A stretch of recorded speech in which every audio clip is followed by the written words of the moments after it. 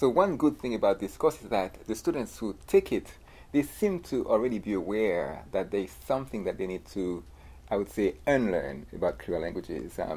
So because you can see that in the answers to the first questionnaire I give, because I start the course by asking them some basic questions to know where they are in terms of what they know about Creole languages.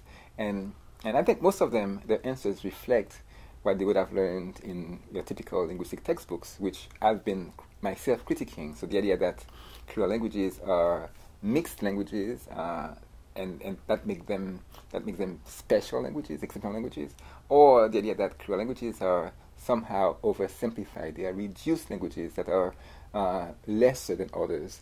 So that came up in some of their answers. But at the same time, many of them came from the very beginning. They would share very, I would say, fine answers in terms of understanding that Creole languages emerge in the context of very drastic power imbalance. And as such, attitudes towards them reflect this power imbalance. And so they came ready to critique what they had learned in the linguistic textbooks.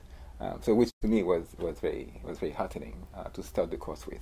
So one way that we start by unpacking these misconceptions is by comparing attitudes towards languages with attitudes towards race and ethnicity.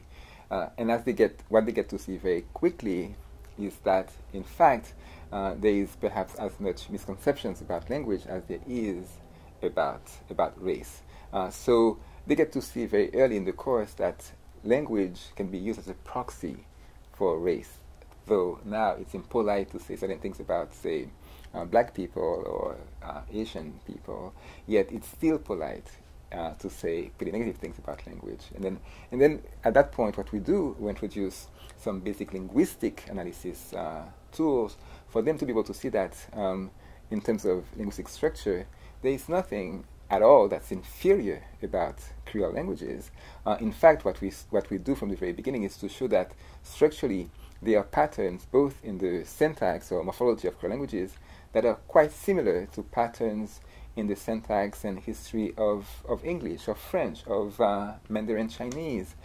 So they quickly get a sense that empirically and theoretically, one cannot argue that Creole languages are any way lesser than non-Creole languages, the same way that there are no biological measures that would deem black people to be inferior to white people. So they get very quick to understand the power of this myth that often they themselves have brought along in terms of how they view different languages. In some cases, Creole languages, in other cases, just even dialects of English, say Southern English or Black English. There are attitudes that are very demeaning towards those varieties that have no basis in science, that are rooted in hierarchies of power. And they get to see that very quickly.